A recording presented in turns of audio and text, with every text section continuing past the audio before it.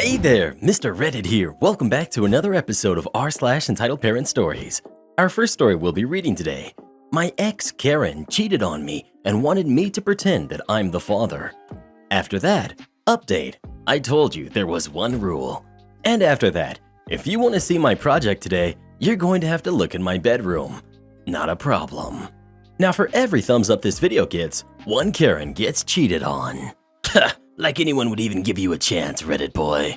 So please smash that like button and subscribe and turn on notifications for new stories from Reddit every single day.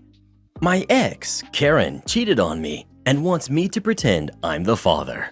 I, 38 male, had a fight with my ex-wife, 41 female, about her kid, Sam, who's 7, and need an opinion from the outside. We have one son together, Jake, who's 9. Sam is not mine.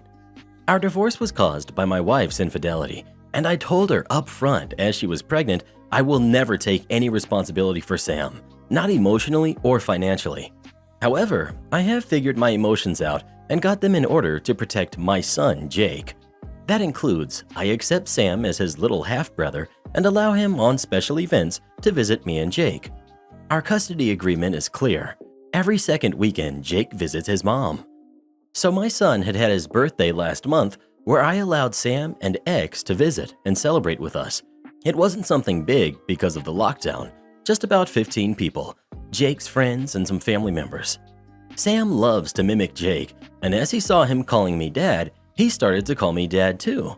I've spoken with him calmly that I don't want to be called dad by him, but he is allowed to call me by my name. As he had asked why, I explained that he is not my child and I am not his dad. Also, he asked me who his father is, and I responded that I didn't know.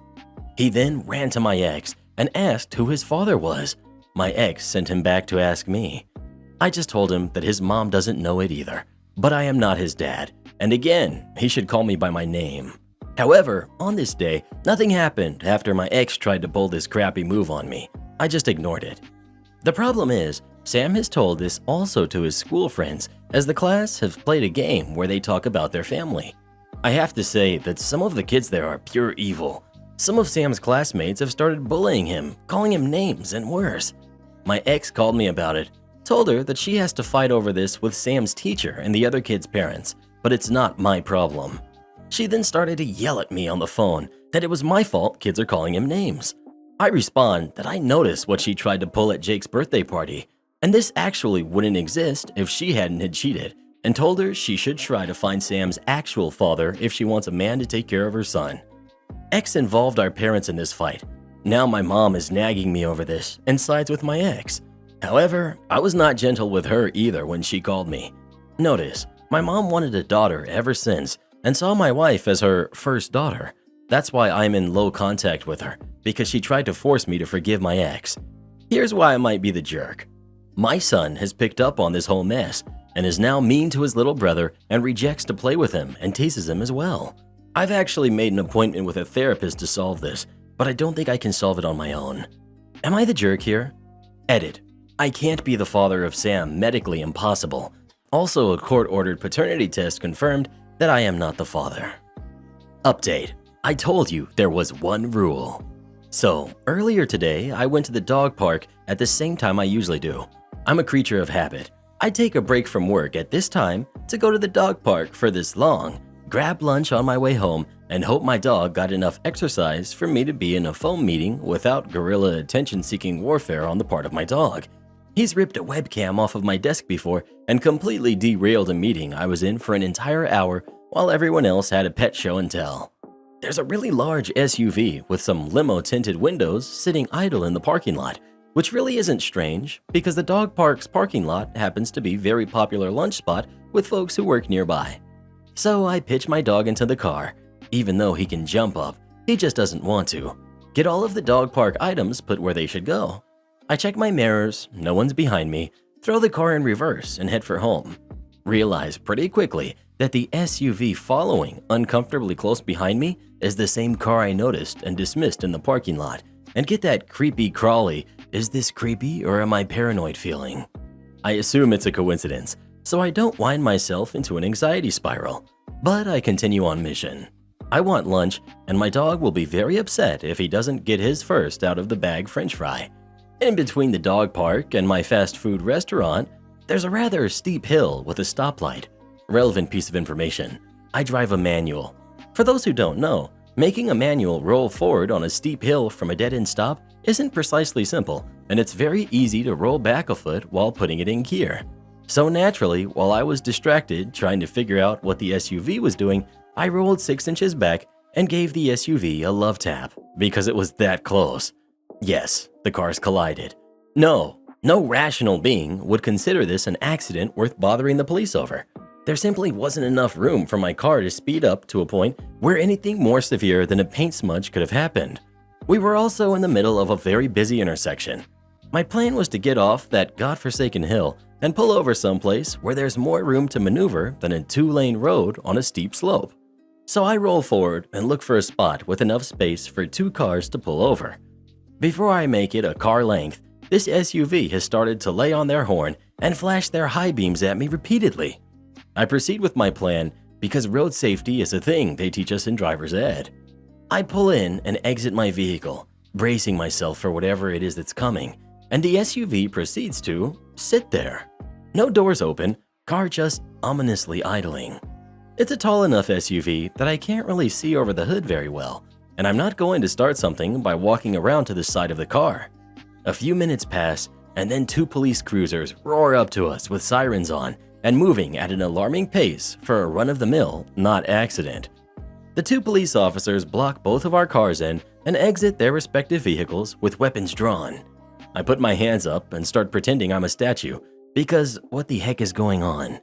Then I recognize the policeman I had spoken with a couple of weeks ago, and he returns the favor, following shortly after by him putting the gun back in its holster.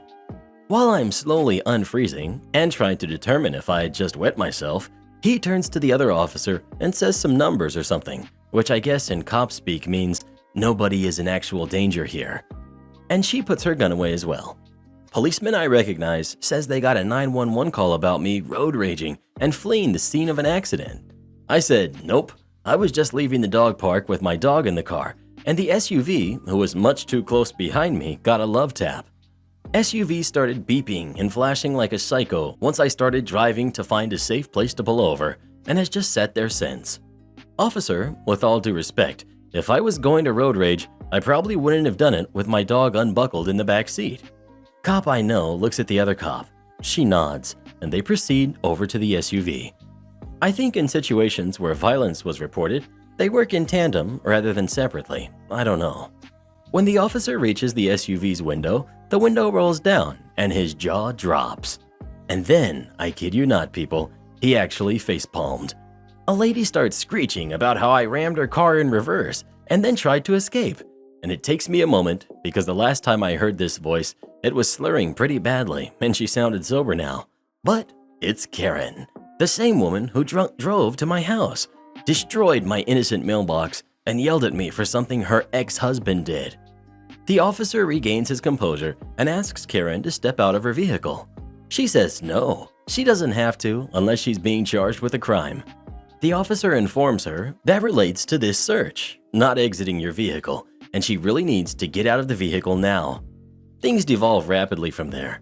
In the interests of not making myself dumber by proxy, I will not attempt to relay Karen's discussions with the police, but I will mention the highlight of this conversation. Of course he put the car in reverse and hit me. Cars don't go backwards without being in reverse. If you want to go forward, you just let off of the brake. The relevant portions of this discussion are: Karen actually spent money on a private detective to follow me around for 2 days. Lucky guy got the easiest job on the planet. Once she knew what my daily habits were like, I don't go out often. She also took it upon herself to actually follow me anytime I went out, but never so close. Why did she do this? To gather evidence that would discredit me as a witness in her upcoming custody case. I hate to be that guy, but I really cannot provide the conclusion to this saga, as all of this just became really serious business. I will finish the story when I'm able to. Suffice to say, Karen was very naughty and broke just about every bail restriction she had, is now remanded to jail awaiting trial. I am allowed to provide details on my personal actions, which are: I'm filing a restraining order against her as we speak, and I'm about to get started on my letter to the Pope about getting Karen an exorcist. Anyone know where I can mail something to him, or if he can read English? If you want to see my project today, you're going to have to look in my bedroom. Not a problem. This happened back when I was in 6th grade. Not afraid to give details here, as this happened to me and the malicious compliance was on behalf of my 6th grade social studies teacher, who I'll call Mr. Logan. So anyway, we have an assignment due that's a diorama of a topic we were learning about. I know this makes no sense, but I honestly think that dinosaurs were involved. We had a whole month to work on this project, and I just, well, didn't do it. I had a shoebox and some clay, but I never really made anything and just figured I'd take the hit. I was just beginning to understand how grades worked. So class begins, the period before lunch. All the kids have set up their dioramas, and Mr. Logan somehow manages to notice that mine is missing. He says to me, "Richie, so where's your project? The rest of the dynamic duo did his." He called me and Mike the dynamic duo, two chuckleheads in the back of class. I replied that I forgot it at home. Mr. Logan must have saw my beads of sweat when I said this, because he was all, "Oh, really? I really need to see this project today." I replied, "If you want to see my project today, you'd have to look in my bedroom, because it's there." "And completed?" he replied. "Yep," I said. He then said to see him after class. This was the worst part, not knowing what was going to happen. He got me alone and said, "So, you really left it at home, huh?" I doubled down and said, "Yeah, I just forgot it was today." He said, "Okay, come with me." I'm thinking, great, he's going to bring me to the principal. He walked to the principal's office, talked with his secretary, got a piece of paper from her, and continued to pass the principal's office out into the parking lot into his car. As we were walking to his car, I just kept looking at him, asking myself whether this guy was just calling my bluff and waiting for me to say, okay, I didn't do it. But nope, he just kept on. Had me get in his car, handed me half of his sandwich, asking if I was hungry. But of course, I couldn't eat. I had too big of a lump in my throat. At this point, my adult self is realizing as I'm typing this that this would be a great time to not waste an educator's time, to fess up so we didn't have to drive all the way to the closest shore house in Germantown to find out that I didn't do the project. I thought none of this. I just kept trying to remember how much of my diorama was done, and if I could run upstairs of my quadruplex and slop something together real quick. That's what I had to do when I got to the last house on the left. I ran upstairs, ran past my sleeping father, and threw together the crappiest looking thing you've ever seen. Using pieces of Upwards, a G.I. Joe, and some clay I quickly fashioned into a dinosaur. When he saw what I brought down, the disappointment I expected to see on his face just wasn't there. He was nothing but smiles. He said, half laughing, "Richie, I could see you from down here," which, through my bedroom window, must have been a hilarious sight of me frantically running around putting together a project I obviously didn't do. I got a D on the project and eventually in the class. Edit. Mr. Logan was the first teacher I had where I was comfortable enough to joke around with my neighboring student. However, we all still feared and instantly respected the teachers like him in the 80s. He was your typical sit down, open your book, read your stuff, and rarely take a test type of class. It was all about this diorama, and I made the mistake of not taking it seriously.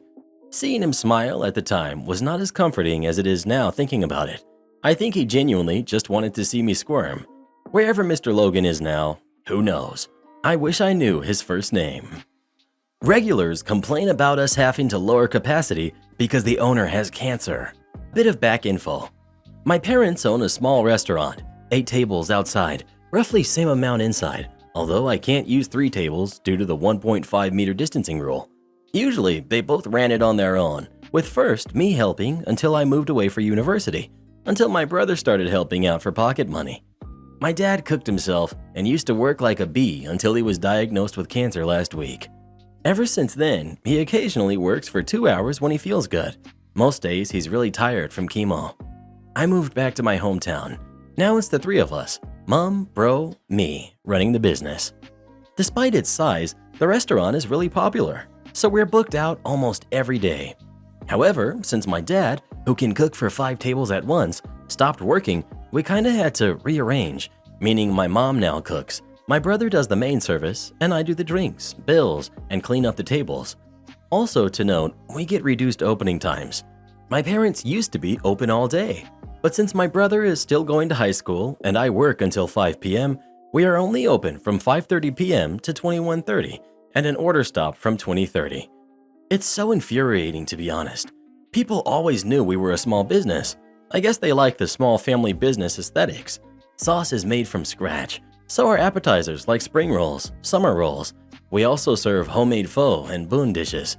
Every day I have the same argument. People don't reserve at all and demand a table. People trying to reserve 1 hour before peak hour. People calling in before we even open, etc. The absolute cherry on top happened a few days ago. I'm still hung up over it, so I'll try to get it off my chest. There's this couple that has been eating here for years. Usually, both are really chill and nice. They tip well, and we really like them. However, they have the really bad habit of always coming in really late, not reserving or calling in 1 hour before they come. My dad, in his prime, would always squeeze them in, even let them eat even after we stopped serving. Whenever they call me now, I try my best to squeeze them in, but it's very difficult, and sometimes I have to ask them to wait. Usually no big deal. The past 2 times they called in literally during the peak hour. The 3 of us were very busy. I had reservations throughout the evening. The husband called in, wanted a table for now, and my brother declined, saying we were completely booked out. After 5 minutes, his wife calls in, asking the same, but we were still booked out, so we really couldn't squeeze them in. Roughly 2 or 3 days ago, the husband calls in again, wanted to come at 2000. Usually, I would not have minded, but especially this week, my dad got chemo. He was in pain and not feeling well. Usually, if someone has late-stage cancer like that, they shouldn't be alone while their family works, but I guess sometimes it do be like that. I already told customers serving stops 30 minutes earlier today because of the above reasons. Everyone was super understanding, apart from this regular. Him. But you guys aren't even closing at 8. Me. Yes, I know, but today my dad is feeling bad, and we would like to close earlier today. If you want to come in a bit earlier, I can keep a table for you. Him. I'm still stuck at work. Well, I know it's your guys' business, but this kinda sucks. Me. I'm really sorry we can't stay late. Maybe you could try some other time. Thinking that was it, I returned back to work when my phone rang again. Him. I have to get this off my chest now. I think it's ridiculous you don't take reservations anymore, although you guys close at 9:30. Why don't you change your closing time to 8 then? People rely on you, and you let them down. You can't just close whenever you want. Me, slightly annoyed, because we were full. Well, I'm sorry we can't accommodate you as we used to, but please understand that my dad literally can't work anymore, and we can't run the business like before. We have to make cuts, and I'm sorry it upset you. Him. I think that is not a way to treat customers, and I really starting to dislike you guys. Also, your brother hung up on me last time when we tried to call. That is not good customer service. Note, that never happened. Usually we try our best to seat them, and I cannot imagine my brother hanging up. I even asked and he said no. I just said we were full. At this point, I was really upset because not once has he mentioned how out of their way my parents went for them all these years. Heck, if he bothered to complain about our opening times, how come he didn't even bother checking the service stop? I ended the call by telling him that I'm sorry he's upset, but we have a lower capacity now. If he wants to understand or not is up to him, but it's not like I can uncancer my dad. He hung up, and I guess we won't see them anymore. Am I the jerk for not wanting my brother's stepkids in my wedding? My fiance and I are getting married in November, and after delays due to last year, are finally getting to the nitty-gritty details of planning. Within the last year, my older brother, Pete, has gotten married to a woman with 2 kids, who are 6 and 8. I met them a couple of times. I'm not exactly a kid person, but they seem pretty normal, so that's good, I guess. This Sunday, my family had brunch at my parents' house, and Pete came with his wife and stepkids. He was asking me about my wedding and how planning was going, and then asked if we had plans for the flower girl and ring bearer. I told him that we weren't having a flower girl, but we've been training our German Shepherd mix, Bubba, to calmly walk down an aisle we set up to have him play a fake ring bearer role. Actual rings will be kept by best man to be safe, but guests won't realize that. Bubba is a service dog dropout, so while he wasn't up to par for those standards, He's still better trained than 90% of dogs. Pete asked if his stepson could walk the dog down the aisle and stepdaughter could be the flower girl. I told him I hadn't thought about that, but we'll see. Well, yesterday he calls me and asked if I've given it any thought, and I told him that I actually just want to stick to my original plan. My fiance and I have been excited for our plan, and to be totally honest, we just don't really want kids to have a part in our wedding. We're not going totally kid-free, since a couple of our friends who need to travel will be there, and we realized it wasn't realistic to expect them to come out without their kids, so they will be guests, but not in the wedding. Pete got really mad at me, accused me of not accepting his new family into the larger family. Apparently, his wife doesn't feel accepted by my parents, and now us. I guess my sister made a comment about her infant son being the only grandchild so far, and that really rubbed them the wrong way. I'm staying out of the whole thing. Pete texted me again this morning, and honestly, I'm just getting annoyed with him and told him basically if he wanted to showcase his new family, he should have waited to have a traditional wedding, not try to force them into mine.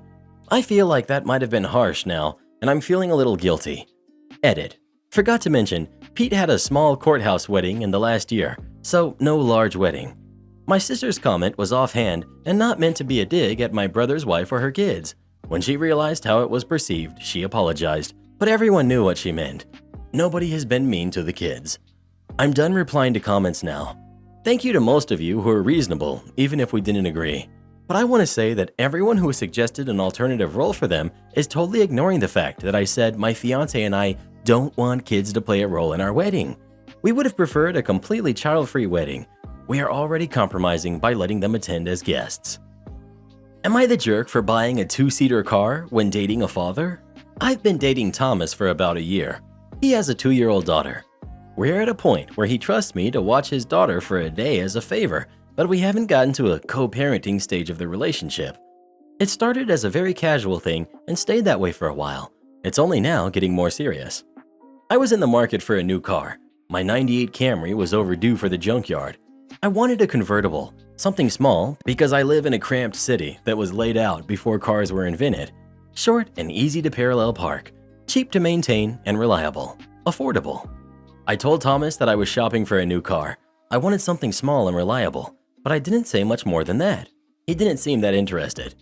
I bought a 2005 Mazda Miata for a pretty good price. It was low mileage and in great condition mechanically. When I showed Thomas the car, he was upset with me. He said that he didn't realize I meant 2-seater when I said small, and that it wouldn't be possible for us to go places with his daughter in the car. I said that he still has a car, a huge Lexus LX, which fits so much, and that my parents always had one family car and 1 or 2 fun cars, like one practical sedan and one doorless Jeep with the back seats pulled out, and various project vets. The Jeep didn't have seating for the whole family, but that was okay, and the vets didn't have the newest safety features, so they weren't used to transport the kids. Thomas said that the Mazda I had bought wasn't even good for him to be riding in. He had responsibility as a parent to keep himself safe, and riding in an old small convertible wasn't safe like a newer larger vehicle, let alone me driving his daughter if I was looking after her for a day. She is at backseat only age, and my car has no backseat. I said it was safe enough. It was probably an upgrade for my busted Camry anyway. He said it was selfish and reckless choice, and even if we were trying to do the one fun car, one family car dynamic, that's something to talk through, not go buy a car that excludes his daughter from ever joining things I do. He also asked how long I plan on keeping the car, and I said I plan on driving it into the dirt. I'll keep it as long as it keeps going. He asked if I'd thought about how I'd still be having this car when his daughter grows up, and I said I hadn't really thought about it. He got frustrated with me, saying I was being thoughtless. I said I thought stuff would be fine since he already has a family car, and how many cars does one kid need? My family always got by with one car for the kids. Am I the jerk for buying a 2-seater car while dating a father? Am I the jerk for not forcing my niece to visit her dad? My niece, Tessa, 17, has a restraining order against my sister, her mom. She used to live with her dad, my ex-brother-in-law, full-time, and when she was younger, he'd drop her off at my house and leave her here for months at a time. Even when he stopped leaving her with me, she'd ride her bike to my house and stay there for hours almost every day. Then, last year, I moved almost 8 hours away, and I'd fly Tessa out to see me 1 to 2 weekends a month. 8 months ago, Tessa asked to move in with me because her mom kept violating the restraining order and her dad was refusing to do anything, and because her relationship with her brother was taking a toll on her mental health. I talked to her dad and he gave me guardianship, and there's been a huge change in Tessa since. She's so much happier and more outgoing. She went from C's and D's to all A's and a B+, and she made friends. We had a deal that Tessa would fly out to visit him 1 weekend a month. After a week, Tessa's brother called her and asked when she's coming to clear out her room. Tessa asked what he was talking about, and he said he wanted to turn her room into a game room. Tessa called her dad and asked what was going on, and he said that her brother had been asking about turning her room into a game room, but he hadn't given the brother an answer yet. Tessa asked where her stuff would go and where she'd be sleeping if he said yes, and her dad said that he had put her stuff in the garage and she could sleep in the guest room when she visits. Tessa said in no uncertain terms that if he gave away her room, she wasn't coming back. Her dad ended up giving her brother her room, and we drove out to get as much of her stuff as we could fit in my car, and she hasn't been back since. She calls him maybe once a month, but she's made it clear that she's given up on a relationship. Tessa's dad has a new girlfriend, and he wants her to meet Tessa, so he's been calling me to ask when Tessa is coming. I keep telling him that Tessa doesn't want to visit, and he says okay, hangs up, then calls back a week later. He called back yesterday, and when I said Tessa didn't want to see him, he said that we had a deal, and it's not her choice.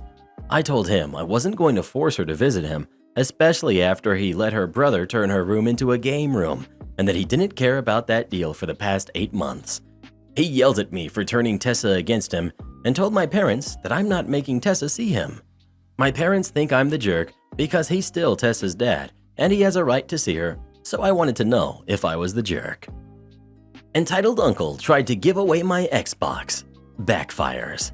I'm male and 16 years old from the UK.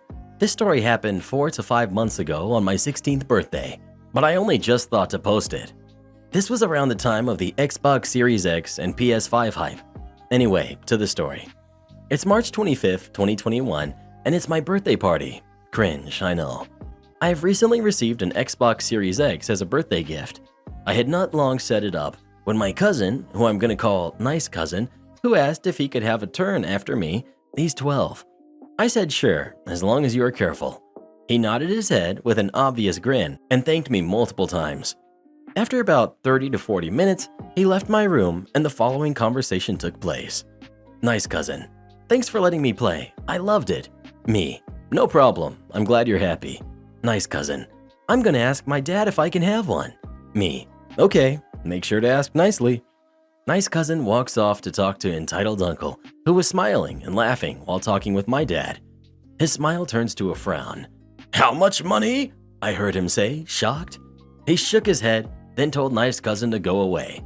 I didn't see Nice Cousin much more after that, so I just went outside to find my aunt, who was in the garden.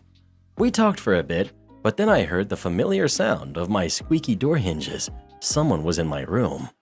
I just brushed it off as my mom doing the rubbish bins. We have one in every room, and continued my conversation with my aunt.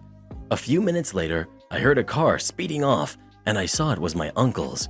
Using my knowledge of r/entitled parent stories, my first instinct was to check on my Xbox. To my utter not surprise, it was gone. I told my mom, and she gave me 2 choices. 1, call the police. 2, confront my uncle. I chose option 2 because I didn't want anything to happen to Nice Cousin. I waited a bit, then my mom drove me to Entitled Uncle's house. When I arrived, the first thing I looked at was Nice Cousin's window. Yep, he was playing my Xbox. I knocked on the door and was met with no answer. I tried 3 times, but he never answered. I just called the police, and I ended up getting my Xbox back, plus 500 pounds compensation from Entitled Uncle, and he had to pay for damages Nice Cousin made to my cables and monitor while scrambling to get it out of my room. I got 700 pounds total. I don't know how the damages added up to 200, but I'm not complaining. Edit. I got a keypad lock as suggested by some of the comments, and it's 6 digits, so I put it as the date I got my first Xbox 360. Only my mom could possibly know that. You want to go to the hospital in an ambulance when you live across the street? Okay. I was in an apartment building for work earlier today when I saw an ambulance pull up to the front door and 2 paramedics come out. I opened the door to let them inside, and they proceeded up to the unit of their call. I wasn't deliberately eavesdropping, but the walls are paper thin, so I could hear the entire conversation. EMT: "Did you call for an ambulance?" Patient: "Yeah, I'm feeling kind of anxious, and I need them to get me something to calm me down." EMT: "You do realize the hospital is right across the street, right?" "Yeah, but I didn't want to walk." Context: this building is literally across the street from the hospital, separated by a seldom used road. I don't mean down the road or a couple blocks away. You can literally see the front entrance of the hospital from the front door of the apartment building. If I'm being generous, it's about 100 meters door to door.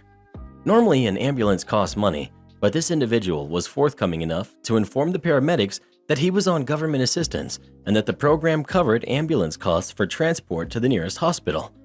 The paramedics were audibly annoyed at the situation, essentially being used as a free taxi to get across the street in the rain for a non-emergency, but they end up taking this guy down to the ambulance. When I finally left the building several minutes later, the paramedics were still sitting outside with the patient doing their assessment, hooking him up to a blood pressure and pulse monitor. The patient was annoyed that they wouldn't just drop him off at the hospital, but policies are policies. And the paramedics could be liable were a medical emergency to occur en route to hospital. As I drove away, they were still sitting outside. A part of me hopes they're still out there, assessing hours later. Perhaps the patient will learn his lesson about calling an ambulance for mundane health concerns and will elect to walk to the hospital next time. That's probably wishful thinking though. Huge shout out to Spark, our newest official channel member. Thank you so much for supporting the channel. Click here to join as a channel member today and we'll give you a shout out in our next video. Or come watch this video next. You won't believe what Karen does in that one.